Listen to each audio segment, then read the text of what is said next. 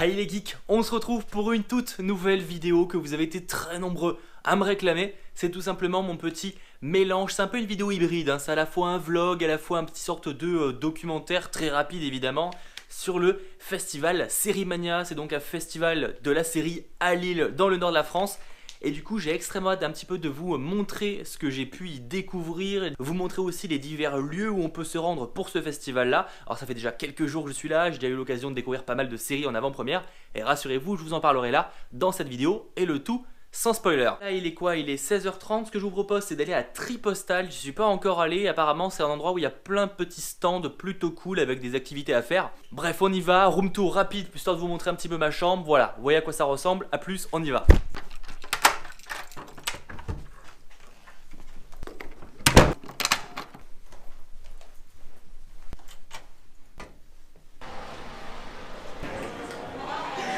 Très précisément de... Juste là on avait le décor de Big Bang Theory, voilà.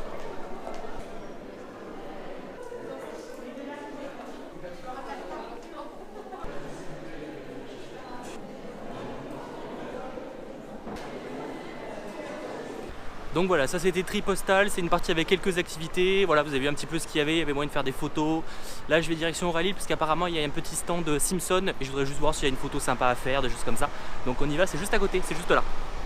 Et je vous reprends dans un décor genre totalement différent, hein. Vous pouvez le voir juste là. Quelque chose de beaucoup plus paisible. En fait voilà, j'ai voulu commencer la vidéo évidemment devant les événements, devant les lieux où se passait le Sérimania.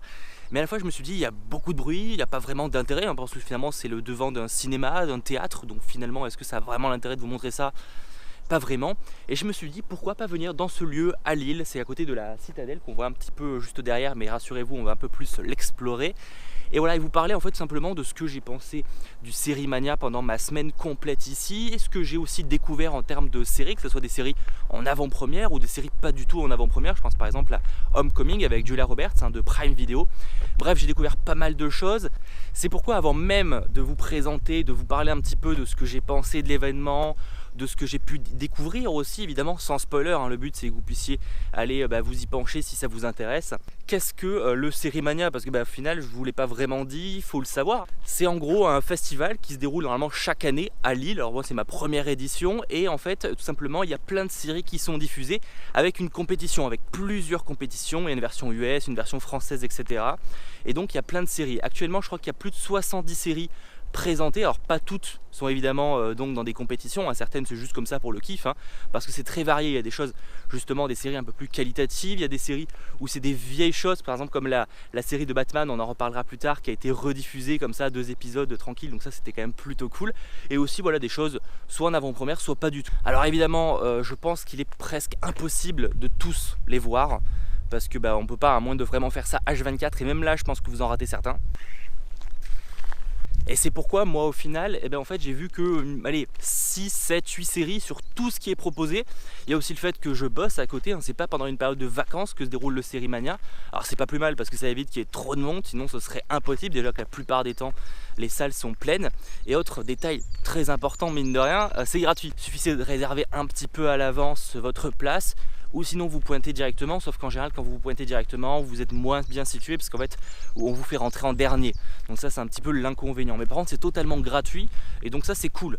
En tout cas c'est très agréable, hein, de pouvoir parler un petit peu comme ça ici, presque au calme, hein, j'ai envie de dire, parce qu'il y a très peu de bruit, il n'y a personne qui parle. Je dois faire chier tout le monde en fait à parler. Mais regardez, il y a les bruits d'oiseaux, je sais pas si on les entend bien, mais je pense qu'un petit peu quand même.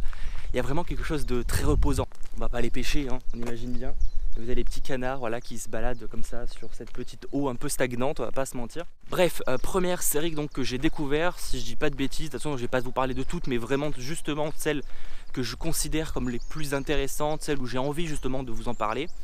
Tout d'abord il y avait donc Homecoming avec Julia Roberts. C'est une série Prime Video qui était donc en compétition, hein, pour je crois que dans la rubrique internationale. Et cette série était déjà et est toujours disponible donc sur Prime Video, le service de streaming d'Amazon, hein, que vous avez du coup si vous avez déjà l'abonnement Prime. Et c'est une série intéressante. J'ai hâte quand même de me faire la suite pour voir si vraiment je suis convaincu au total, et c'est un peu difficile de toute façon de juger toutes les séries que je vais vous présenter parce qu'à chaque fois, et je crois que c'était comme ça pour tout le Série Mania, hors peut-être exception, on avait 2 épisodes de chaque programme. Et du coup forcément les 2 premiers épisodes ça peut être des très bien comme des très mauvais, et la suite peut être tout l'inverse. On l'a déjà vu dans plein de shows où ça commence sur les chapeaux de roue et ça se finit très mal, et inversement. Et donc c'est toujours un petit peu compliqué de juger une série sur son ensemble quand t'as vu que 2 épisodes. Malgré tout ça donne une idée quand même assez précise de si ça vaut le coup ou pas. Et pour Homecoming, je dirais que ça va, faut voir un petit peu quand même ce que ça va donner. Les acteurs sont bons. Alors le pitch, vite fait, c'est que Julia Roberts est une psychologue dans un service qui s'appelle Homecoming, et en fait ils accueillent justement des vétérans d'une guerre qu'on ne connaît pas vraiment. Alors j'imagine que ça sera un petit peu plus expliqué plus tard, et c'est assez étrange parce qu'ils ont une manière assez bizarre d'accueillir justement ces vétérans là. Et la particularité donc de la série, c'est qu'en plus donc d'accueillir ces gens-là, ça alterne aussi entre le passé et le présent, on va dire ça comme ça. Donc le passé, c'est quand justement Julia Roberts est psychologue dans ce service Homecoming, et le futur, c'est quand tout simplement elle devient serveuse. Alors on ne sait pas pourquoi justement elle est devenue serveuse, pourquoi tout a été quitté.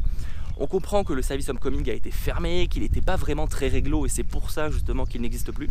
Et de toute manière, toute l'intrigue en fait va se baser là-dessus, c'est savoir qu'est-ce qui s'est passé, qu'est-ce qui a mal tourné en fait dans cette histoire, parce que finalement Julia Roberts ça a l'air d'être un personnage intéressant et un personnage gentil, donc on ne comprend pas vraiment pourquoi quelque chose d'aussi grave s'est déroulé. On verra ça sera sur la suite donc de la saison que je découvrirai et qui est déjà disponible donc sur Prime Video pour ceux que ça intéresse. En tout cas c'est une bonne série que j'ai aimée, mais je dirais que je ne l'ai pas trouvée non plus passionnante, en tout cas sur son début. On a vu donc 2 épisodes de quasiment, je crois, 1 heure au moins par épisode, et au final je vais pas dire que j'ai trouvé ça long, mais juste que maintenant ça doit faire 5 jours que j'ai vu ces 2 épisodes là, et j'ai l'impression d'en avoir vu qu'un seul, tellement il s'est pas passé énormément de choses en tout cas que je retiens, contrairement par exemple aux autres séries que je vais vous parler après. Bon, sinon dans les autres séries donc que j'ai pu découvrir, il y avait évidemment Osmosis sur Netflix. C'est la seule que je vous ai déjà évoquée dans une autre vidéo disponible dès maintenant sur la chaîne. C'est pour ça que je ne vais pas vraiment m'y attarder, mais en gros c'était une série française que j'attendais juste par le fait qu'elle soit française et que ce soit diffusé sur Netflix, parce que c'est toujours cool.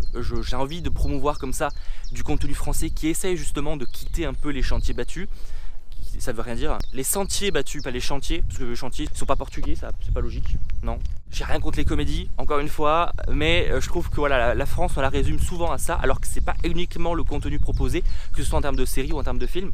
Si on cherche un petit peu et qu'on a le cinéma aussi qui nous le permet, on peut découvrir qu'il y a des programmes français vraiment très intéressants, et que ce soit au cinéma ou à la télé. Alors donc Batman, alors c'est pas du tout une série exclusive à l'événement, mais par contre c'est vrai que c'est la première fois où je la découvrais donc sur le grand écran. C'était la version qui date maintenant depuis pas mal d'années, je crois que c'était sur ABC à l'époque, et c'est donc avec Adam West. C'est une version un peu nulle du Batman, on va pas se mentir, sûrement en soi, en y réfléchissant, la pire version du Batman, mais à la fois c'est peut-être la plus ringarde, la plus cliché, la plus marrante, mais justement, comme je vous le dis, c'est marrant, c'est vraiment... Quand tu la vois maintenant, peut-être qu'à l'époque c'était pas le cas, mais maintenant je la vois vraiment comme une parodie du Batman, et en fait en vrai on a rigolé. Alors c'était donc 2 épisodes parce que la série Batman de l'époque, pour ceux qui ne connaissent pas, ça se passait souvent avec 2 épisodes. En fait c'était vraiment une continuité, ça se terminait genre le premier avec un petit en mode un gros suspense, et ça se continuait donc dans la suite, gros suspense entre guillemets évidemment, et vraiment c'était bien, c'était marrant, on a passé un bon moment, et je pense d'ailleurs ça m'a donné envie de redécouvrir justement cette série de l'époque que j'avais pas vue depuis quelques années maintenant, et qui est vraiment parodique en fait du Batman. Et c'est ça qui est cool avec le Série Mania aussi, c'est de pouvoir finalement partager une passion, et je parle pas forcément des comics, mais là je parle vraiment de la télé si je puis dire, avec donc des gens comme nous en fait, que ce soit de tous les âges, parce que vraiment il y avait des très jeunes comme des plus adultes, même si en général les très jeunes n'étaient pas vraiment là, mais parce que comme je vous le disais, on était hors période vacances, donc forcément la plupart étaient en cours. En plus donc des séries, ils ont aussi diffusé, alors je crois que c'était quand même une exception, mais un documentaire télé. Je crois que c'était donc fait par OCS pour le coup, et ça s'appelait The Art of Television. On a eu 3 épisodes, de mémoire ce sera diffusé pas avant mai, quelque chose comme ça, et uniquement donc pour les utilisateurs d'OCS, mais je pense qu'ils seront nombreux avec Game of Thrones qui arrive en avril. Quoi qu'il en soit, c'était donc 3 épisodes où en fait à chaque fois c'était un réalisateur. Il y avait notamment Judd Apatow ou encore Vincenzo qui a fait Cube par exemple, et qui en fait parlait un petit peu de leur profession mais dans la télé, et les particularités de faire de la réalisation dans la télé, parce que dans les 3 cas c'était des réalisateurs qui avaient fait donc des films mais aussi des séries. Ils en parlaient un petit peu en donnant des anecdotes etc. C'était très intéressant, c'était fait par OCS, et franchement on a pu rencontrer la réalisatrice et la productrice de ce programme-là, qui nous a un petit peu parlé de ce qu'elle a voulu faire, et franchement c'était intéressant. Et évidemment donc le dernier programme que j'ai regardé, enfin pas le dernier, mais en tout cas celui qui m'a le plus marqué, et c'est pourquoi j'avais envie de vous en parler, c'était Lambs of God. Alors c'est une série, je ne sais pas du tout où ce sera diffusé, je crois que c'est une série australienne, c'est même sûr, c'est pas je crois, sur Foxtel là-bas, et nous malheureusement on n'a pas de diffuseur français, et pour tout vous dire, j'ai même pas trouvé de trailer sur YouTube, parce que je me suis dit bah je vais quand même voir un petit peu, c'est des informations, rien du tout, très peu de choses là-dessus, ça a l'air d'être une mini-série à première vue, moi j'ai vu que 2 épisodes du coup.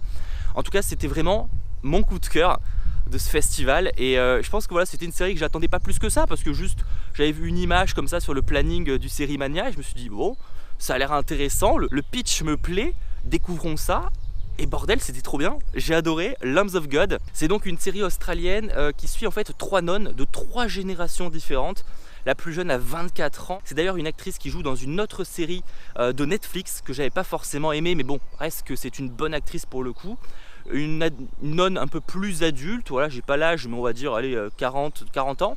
Et après, une autre nonne vraiment très vieille. Et ouais, du coup, on a vraiment 3 générations différentes et qui vont donc avoir une vision très différente du prêtre qui va arriver. Parce qu'il y a donc un prêtre qui arrive dans ce monastère totalement abandonné, hein, sur une presque île, dans le sens où ça reste une île, mais elle est un petit peu reliée à la terre et ça dépend les heures de la journée quand l'eau monte ou pas. Et donc ce prêtre-là, en fait, à la base, il est venu estimer le lieu, savoir s'ils peuvent le vendre, mais ils n'imaginent pas du tout que des nonnes vivent là comme ça en autarcie depuis maintenant plus de 25 ans, parce que c'est ce qui arrive en fait, c'est que ces nonnes là, elles sont 3 et elles vivent là vraiment depuis très longtemps. Pour la fille de 24 ans, elle n'a connu que ça. Les autres, finalement, même si elles n'ont pas connu que ça, c'est vraiment leur maison et elles ne se voient pas aller ailleurs. Et c'est là où le prêtre devient en fait un ennemi, alors qu'en soi ce l'est pas du tout, c'est juste quelqu'un qui à la base est venu dans un endroit qu'il ne connaissait pas du tout pour essayer de le vendre, parce qu'il a eu l'obligation de l'église, hein, c'est pas lui qui a décidé. Et donc forcément les nonnes, quand elles voient cet homme arriver, là, ce diable, hein, parce que pour eux c'est un peu une réincarnation du diable, vont lui mener la vie dure, et voilà, il va se passer plein de péripéties, il y a une enquête policière après, parce que du coup le prêtre disparaît en restant sur l'île, et voilà, donc il y a plein de choses comme ça. Et c'est vraiment une série que j'ai trouvé belle visuellement déjà, parce que c'était voilà, c'est des beaux décors. Je sais pas du tout si ça se passe en Australie, j'en ai aucune idée honnêtement d'où ça se déroule, mais en tout cas c'était beau visuellement. Sinon depuis tout à l'heure je vous parle donc de séries, ça fait déjà beaucoup de blabla, mais cette vidéo, et voilà, l'idée c'est que je vous parle paisiblement, posément, même si ce mot n'existe pas, ouais, faut pas déconner.